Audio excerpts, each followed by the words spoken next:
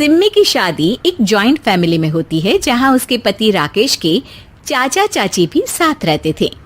उनकी बहू मेघा सिम्मी की जिठानी लगती थी। अरे मेघा, राकेश आ गया है, उसका खाना लगा दे बेटा। हाँ माँ, बस वो चेंज कर ले, मैं खाना लगा दूंगी। सबके कमरे में जाने के बाद सिम्मी और राकेश साथ खाना खाते हैं, जिसे देखकर मेघा को जलन होने लगती है। अरे सिम्मी, हमारे घर में पति के साथ खाना खाने का रिवाज नहीं है, तुम्हें राकेश ने बताया नहीं क्या? सिम्मी मुस्कुराकर वहां से चली जाती है कि मेघा सिम्मी की सास के पास जाती है। अरे चाची जी, राकेश भैया तो सीधे हैं, कछु नहीं बोलते, कछु नहीं समझते, लेकिन आप तो सयानी है ना। अब देखिए, साथ बैठकर खाती है भैया के, कुछ झूठा मीठा उसका भैया के पेट में चला जाए तो सिम्मी को तो पाप लगेगा ना, पाप। सिम्मी मेघा की बात सुन लेती है लेकिन कुछ नहीं बोलती। अगले दिन, सिम्मी, मैं मुंबई जा रहा हूँ, तुमको चलना है तो साथ चलो। मेघा राकेश की बात सुनती है और सीधे सिम्मी की सास के पास जाती है। अरे चाची, अरे चाची। अरे मेघा, क्या हो गया?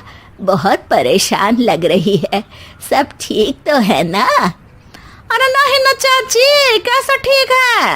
राकेश भैया मुंबई जा रहे हैं, आप तो जानती हैं कितने सीधे हैं, इतनी दूर जा रहे हैं, कहीं कुछ हो न जाए। अरे नहीं नहीं, मैं नहीं जाने दूंगी उसे। अरे सिम्मी, पता चला है कि राकेश मुंबई जा रहा है। ना बेटा ना, वो नहीं जा सकता। अरे माँ, उन्हें ऑफिस के काम से जाना था, लेकिन आपको तो पता है ना, उन्हीं दिनों मेरे मायके में शादी है, तो वो अपनी जगह किसी और को भेज रहे हैं। अच्छा अच्छा, तो फिर ठीक है। सिम्मी समझ जाती है कि मेघा ने सास के कान भरे हैं। वो सास से कहती है, माँ जी, लेकिन हम दोनों कुछ दिनों के लिए मसूरी जा रहे हैं। आप तो जानती हैं कि शादी के बाद हम कहीं नहीं गए। अच्छा अच्छा, ठीक है, जाओ घुमाओ।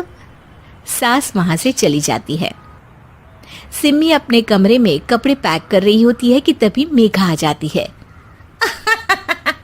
अरे गर्मी में सर्दी के कपड़े काहे पैक कर रही हो?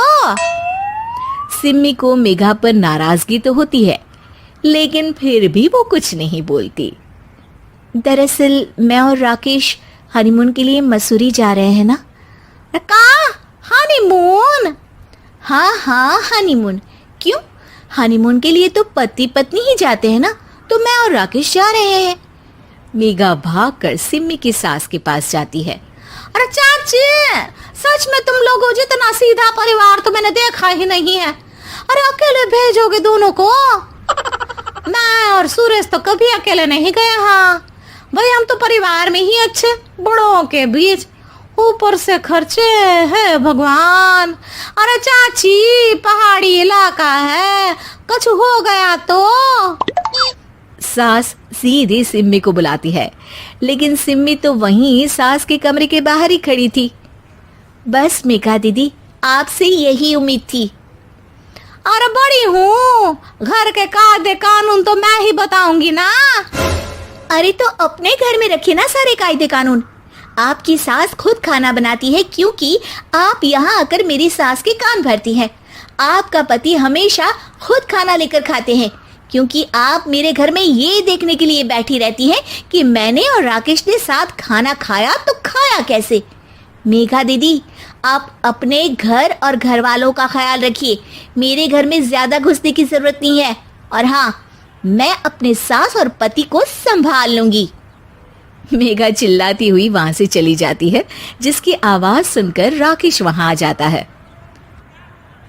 सिम्मी, मैंने तो तुम्हें पहले ही अपने घर का माहौल बता दिया था। हाँ राकेश, तुम्हारे घर का माहौल बहुत अच्छा है, लेकिन बाहर से कुछ लोग आकर इसे खराब करना चाहते हैं, जो मैं नहीं होने दूंगी। सास सिम्मी की बात सुनकर कमरे में चली जाती है।